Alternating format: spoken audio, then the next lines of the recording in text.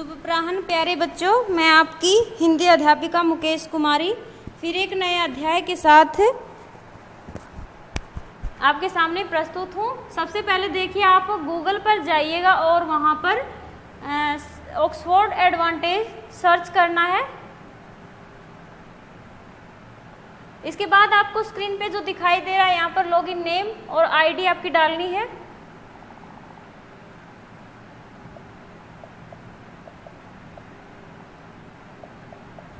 अब यहाँ पर आपको पासवर्ड डालना है, साइन इन।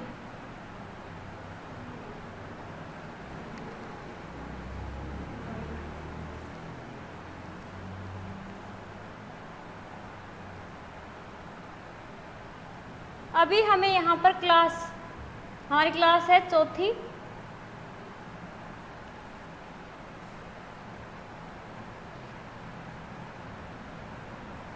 हिंदी पर हम क्लिक करेंगे।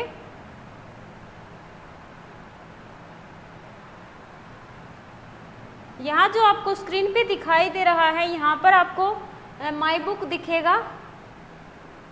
इसमें हमें जो भी पार्ट पढ़ना है या हमें निकालना है वो हम उस पर जाकर निकाल लेंगे। तो यहाँ हमें सेकंड पेज पे पहली बारिश, इस पर जाना है, इसको पढ़ना है तो हम इस पर क्लिक करेंगे।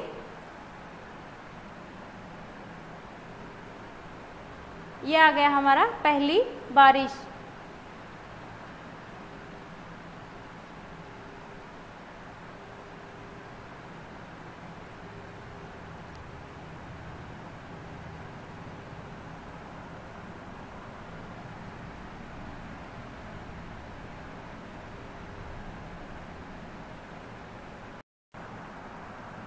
आपके सामने आया है, यहाँ पर देखिए पहली बारिश। तो हम इसके अंदर क्या क्या सीखेंगे, क्या क्या सीखने वाले हैं।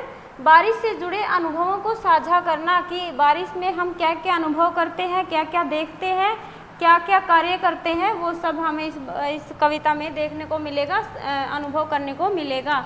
हम क्या क्या सीखेंगे और क्या सीखेंगे, मुहावरों का वाक्यों में प्रयोग करना, काल का वाक्य में उचित प्रयोग करना, ये सब हम इस बारिश का नाम सुनते ही कौन कौन से शब्द चित्र आपके मन में आते हैं। तो कई बच्चे तो ऐसे शरारती होते हैं कि उन्हें तो सिर्फ और सिर्फ क्या करना है, नाव चलानी है। कई लोग ऐसे हैं जिन्हें छाते की बहुत आवश्यकता पड़ती है, ठीक है।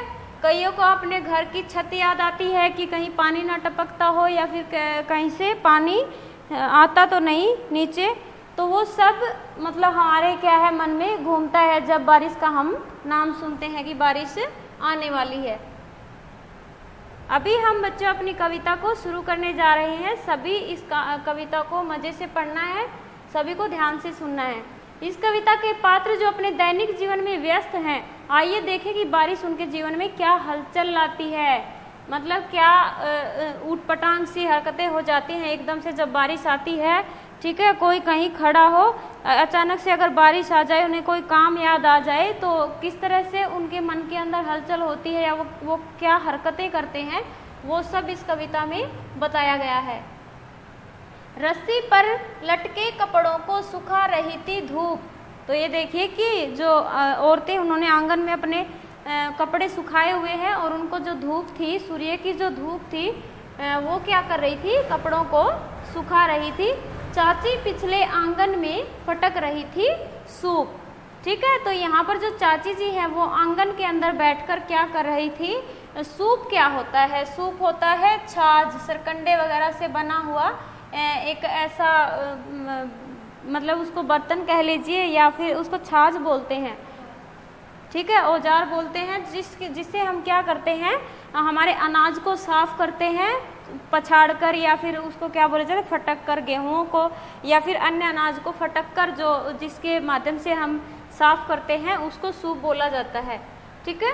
गैया पीपल की छैया में चबा रही थी घास। तो जो गैया मतलब गाय क्या कर रही थी, पीपल की छैया क्या थी, छाया में घास को चबा रही थी। जबरू कुत्ता आंखें मूंदे, जबरू का अर्थ है बड़े बड़े बालों वाला, कि बड़े बड़े बालों वाला जो कुत्ता था, बड़े बड़े बालों वाला कुत्ता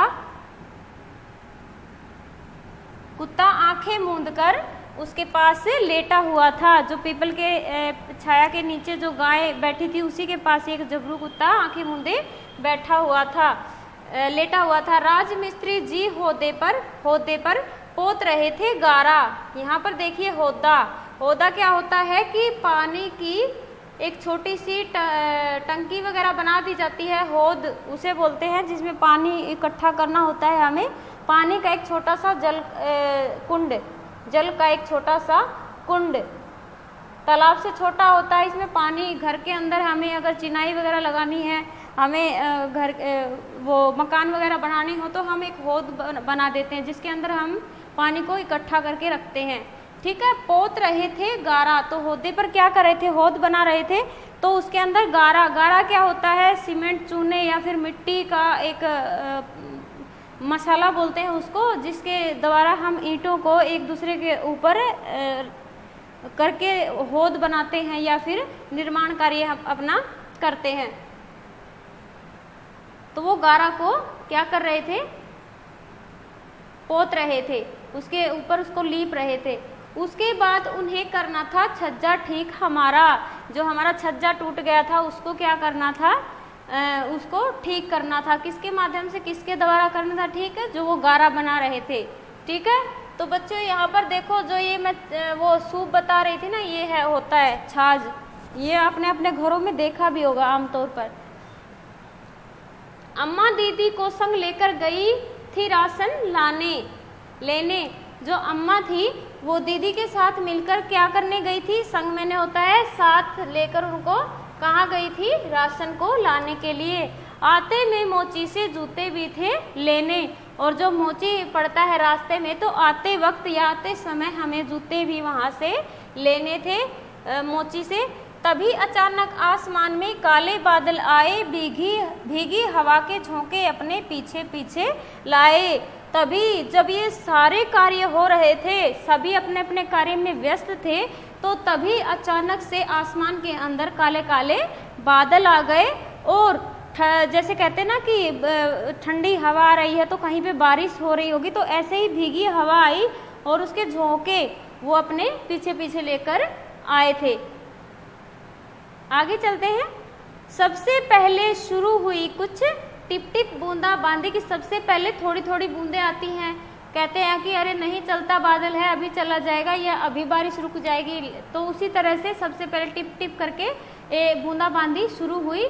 फिर आई घनघोर गरजती बारिश के संग आंधी, फिर बड़ी तेजी से बहुत ही ऊंची आवाज करती हुई गरजते हुए कौन आई, बारिश के साथ आंधी आई। ठीक है, हवा को जो तेज आंधी चलती है, तेज हवा चलती है, उसको आंधी बोला जाता है। धोबी बाहर लपका चाची भागी अंदर, जो धोबी था उसने जिसने अपने कपड़े धोए हुए थे या सुखा रहा था या फिर जो भी कार्य कर रहा था, तो वो क्या है बाहर की ओर लपका, कि कहीं उसके कपड़े सूखे तो नहीं रह गए या फिर उसके भीगे कपड़े बाहर तो नहीं रह गए। चाची भागी अंदर, और जो चाची थी वो अंदर भाग गई। गाय उठकर खड़ी हो गई, गाय बैठी हुई थी जो छाया में, वो क्या हो गई, खड़ी हो गई। झबरू दौड़ा भीतर, जो झबरू कुत्ता था वो अंदर की तरफ, भीतर क्या होता है अंदर, कि वो घर के अंदर भाग गया। राजमिस्त्री ने गारे पर ढक दी फौरन टाट, जो राजमिस्त्री था, राजमिस्त्री कौन होता है बेटा, राजमिस्त्री होते हैं जो घर कार्य का निर्माण करते हैं, घर का निर्माण करते हैं या मकान का निर्माण करते हैं, उन्हें राजमिस्त्री बोला जाता है। तो जो गारा बनाया हुआ था उन्होंने, जो मसाला बनाया हुआ था, तो उसके ऊपर उन्होंने क्या रख दी, टाट रख दी। ठीक है, और होदी पर औंधी कर दी टूटी फूटी खाट, और जो होदी बना रहा था उसके ऊपर औंधी करना मतलब उल्टी करके उन्होंने क्या रख दी, उल्टी करके टूटी फूटी हुई खाट। चाची ने खिड़की दरवाजे बंद कर दिए सारे, उन्होंने खिड़की दरवाजे सब बंद कर दिए कि कहीं बारिश अंदर ना जाए। पलंग के नीचे जा लेटी बिजली के डर के मारे, और एक पलंग के नीचे वो चली गई क्योंकि उन्हें बिजली से डर लगता था। ठीक है, जबरू ऊंचे सुर में भौंका, गाय लगी रंभाने, होदी बेचारी कीचड़ में हो गई दाने दाने। जो झबरू कुत्ता था वो ऊंचे स्वर में भौंक रहा था। कुत्ते क्या करते हैं, भौं भौं भौं, तो वो भौंक रहा था, गाय लगी रंभाने। और गाय जब बोलती है तो उसके बोलने को क्या कहा जाता है? रंभाना। तो जो गाय थी वो क्या करने लगी? रंभाने लगी। ठीक है। होदी बेचारी कीचड़ में हो गई दाने दाने। और जो नई नई होद बन रही थी, नई नई होदी बनाई थी, तो वो क्या हो गई दाने दाने का मतलब है कि वो बिल्कुल बिखर गई, गीली होकर बिखर गई। ठीक है। यहाँ पर आप देख सकते हैं कि जो चित्र बनाने वाला है उसने भी बड़े सजीव तरीके से ऐसे ही बारिश का वर्णन किया है कि जिस प्रकार से हम बारिश के आते ही झूम उठते हैं, उसी प्रकार से ये बच्चे भी झूम रहे हैं। तो आगे चलते हैं। अम्मा दीदी आई दौड़ती, सर पर रखे झोले। जो वो सामान लेने गई थी तो उसके झोले उनके सिर पर रखे हुए थे। झोले अर्थात थैले, जो सामान के बड़े बड़े थैले थे वो उनके सर पर रखे हुए थे। और जल्दी जल्दी राशन के फिर सभी लिफाफे खोले। तो उन्होंने खोले कि कहीं सारा सामान भीग तो नहीं गया। ठीक है। सबने बारिश को कोसा, कोसा का अर्थ हुआ है उसको ताने दिए कि बारिश तू क्यों आई, हमारे सब कार्य बंद हो गए जो काम चले हुए थे। ठीक है। आंखें भी खूब दिखाई कि उन्होंने बारिश को आंखें बहुत दिखाई, उसको बहुत डराया। पर हम नाचे बारिश में और मौजें ढेर मनाई। जो बच्चे थे उनको तो बारिश से क्या है कि वो तो बारिश आएगी और भीगना शुरू कर देते हैं, नहाना शुरू कर देते हैं, अपनी नाव चलाते हैं। ठीक है। तो वो सबसे ज़्यादा खुश थे। मैदानों में भागे दौड़े, मारी बहुत छलांगे कि मैदानों के अंदर बहुत भागे दौड़े और बहुत सारी छलांगे लगाई। तभी वापस घर आए जब थक गई दोनों टांगे। और घर पर बारिश रुकने के बाद तभी वापस आए जब उनकी टांगे थककर चूर नहीं हो गई और थककर वो बिल्कुल थक के उनकी टांगे दुखने लगी, तब तक वो घर पर नहीं आए। ठीक है। आगे देखिए बच्चों, यहाँ पर आओ नाता जोड़े में बहुत अच्छी बात बताई गई है कि भारत में सबसे ज़्यादा बारिश कहाँ होती है? मासिनराम में होती है। यह मेघालय राज्य में स्थित है। आपके लेसन में पहले भी आ चुका है कि मेघालय चेरापूंजी में मेघों के सागर मिलते हैं, कि बहुत सारे मेघ जहाँ पर बारिश होती है। तो मेघालय शब्द का क्या अर्थ होता है? मेघों का आलय, यानी बादलों का घर, जहाँ पर सबसे ज़्यादा बारिश होती है या सबसे ज़्यादा बादल मिलते हैं। ठीक है। तो यहाँ पर देखिए इसके लेखक के बारे में बताया गया है कि इस कविता का कवि कौन है? सफदर हाशमी। सफदर हाशमी एक नाटककार, कलाकार, निर्देशक, गीतकार और कलाविद थे। इन्होंने जन नाट्य मंच की नींव 1973 में रखी थी। मशीन, गांव से शहर तक खिलती कलियां और औरत जैसी कई कृतियां लिखी जो सामाजिक विषमताओं पर आधारित थी। ठीक है। तो यहाँ पर देखो बेटा, औंधी, औंधी का क्या अर्थ होता है? उल्टी। होदी, टंकी, पानी की टंकी। दाने दाने होना मतलब टूटकर बिखरना। बखीरना लिखा हुआ है तो इसको आप ठीक कर लेना, क्या होगा? बिखरना। इस तरह से आप इसको लिख सकते हैं। ठीक है। आगे चलते हैं। जो इसके प्रश्न उत्तर दिए गए हैं उसकी पीडीएफ आपको बना के तैयार करके दे दी गई है, उसमें से आप इसकी सहायता ले सकते हैं। ठीक है। यहाँ पर देखना, इन सभी पात्रों में बारिश से पहले और बारिश होने के बाद क्या बदलाव आए? इसका मतलब क्या है कि चाची जो है बारिश से पहले क्या कार्य कर रही थी? आंगन में जो अनाज था उसको फटक रही थी। सूप का मतलब वो छाछ को चला रही थी, छाछ से अनाज को फटक रही थी। ठीक है। वो तो इसके अंदर की वो फटक रही थी सूप। बारिश के बाद क्या कर रही थी? बारिश के बाद तो चाची खाट के नीचे छिप गई कि कहीं उनको बिजली ना पकड़ ले या कहीं उन पर बिजली ना गिर जाए। ठीक है। गैया क्या कर रही थी? पहले पीपल की जो छाया थी उसके नीचे आराम से बैठी थी और जब बारिश आई तो वो उठ के खड़ी हो गई। कुत्ता क्या कर रहा था? कुत्ता गाय के पास ही बैठा था, फिर वो जबरू अंदर की ओर दौड़ पड़ा। राजमिस्त्री होद बना रहा था और बाद में उसने होद पे क्या किया? टाट डाल दी और फिर जो और मसाला वगैरह बना था उसको भी ढक दिया। अम्मा दीदी क्या कर रही थी? वो सामान लेने गई थी तो वो भागते भीगते हुए जल्दी से घर आ गई। ठीक है बच्चे, ये तो आपको भी कविता को पढ़ के समझ में आ गया होगा कि क्या क्या हुआ होगा। ठीक है। शब्दों का पिटारा में क्या दिया गया था? सबसे पहले मैं इस वीडियो को शुरू करने से पहले बता चुकी हूँ, आज हम मुहावरे करवाएंगे, ठीक है। पुलिस को देखकर चोर 9 2 11 हो गया। इस वाक्य में 9 2 11 का क्या अर्थ हो सकता है? कि मतलब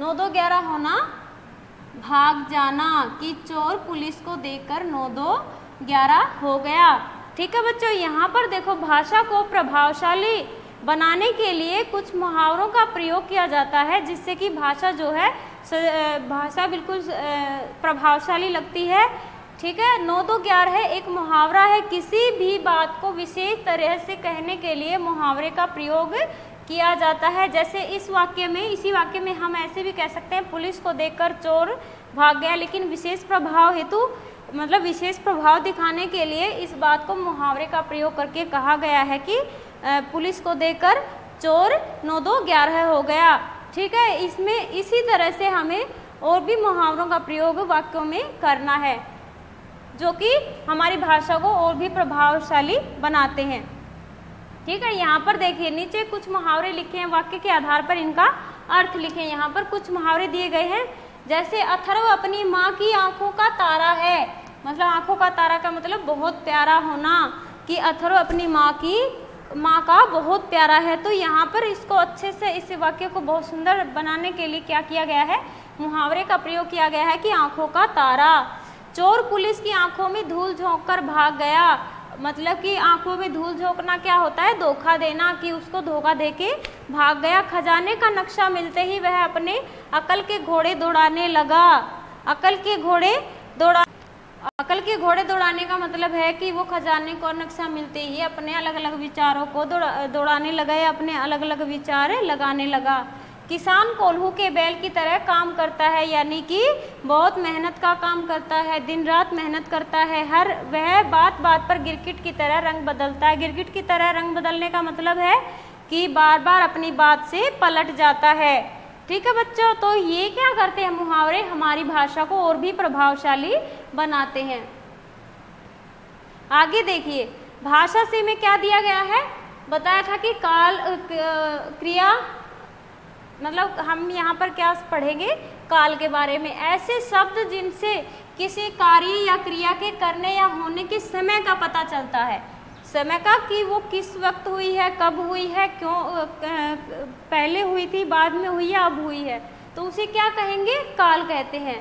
जैसे राहुल खेल रहा है, मतलब वो अभी का समय है, तो ये वर्तमान में आएगा कि वो अभी यह कार्य कर रहा है, ठीक है। राहुल खेलने गया था, तो वो खेलने गया था का मतलब भूतकाल है, कि वो खेलने गया था। राहुल कल खेलने जाएगा, तो ये किसका है? ये ऊपर वाला था वर्तमान काल का उदाहरण, और ये था भूतकाल का, और जो नीचे दिया गया है वो किसका है? भविष्यत काल का।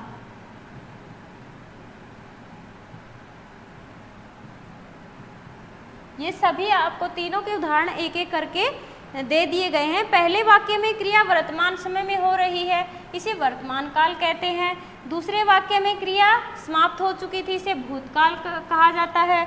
और तीसरे वाक्य की क्रिया आने वाले समय में होगी, इसका मतलब इसे भविष्य काल कहा गया है। दिए गए वाक्य में किस काल का प्रयोग किया गया है? पहचान कर लिखें। जैसे श्रेया खाना खा रही है, मतलब अभी खा रही, तो ये वर्तमान। इसमें आपको देखो ये भविष्य काल किया गया है, यहाँ पर भविष्यत कर लेना आप, ठीक है। अभी चलिए आगे, ये दिए गए हैं कुछ वाक्य। जैसे श्रेया खाना खा रही है, किसमें था? वर्तमान काल में है, कि अभी वो कार्य हो रहा है, ठीक है। रीमा कल दिल्ली जाएगी, ये भविष्य, मतलब कल जाएगी, तो ये भविष्यत काल में हो रहा है, ठीक है। अभी दिव्या कल स्कूल नहीं गई थी, मतलब कल नहीं गई थी, तो वो है भूतकाल में, ठीक है। कोमल पुस्तक पढ़ रही है, तो अभी पढ़ रही है, तो इसका मतलब ये वर्तमान काल में है। एकता कल पार्क में गिर गई थी, मतलब कल गिर गई थी, तो ये भूतकाल में है। इस तरह से बच्चों हमें काल के बारे में भी पता चल गया, और मुहावरे क्या होते हैं उसके बारे में भी पता चल गया।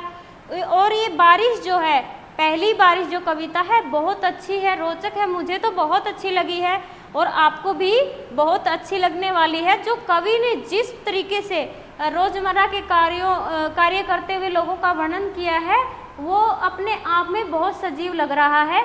ठीक है, तो इस कविता को आप बड़े ध्यान से पढ़ना, अच्छे से पढ़ना, और इसके अंदर आपको कहीं पे कोई समस्या हो तो आप मुझे व्हाट्सएप से या कॉल करके पूछ सकते हो कि हमें मैम ये समस्या है, तो आपकी समस्या का समाधान हो जाएगा। तो इसके साथ ही हम अपने पाठ को